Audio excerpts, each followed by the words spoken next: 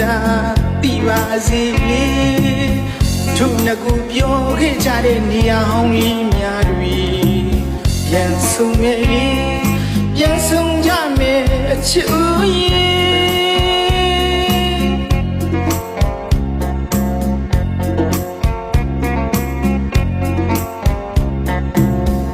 စစ်တူမုန်းနေဘဝနဲ့မနေချင်တော့လေ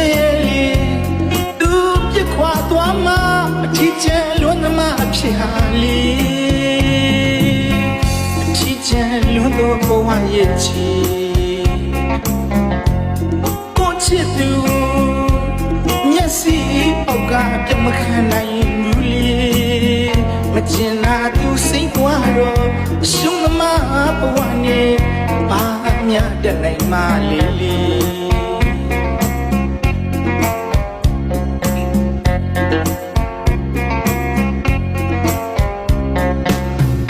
တယောက်သေးချင်းမိတ်ချီရှင်မပြောဦးချီ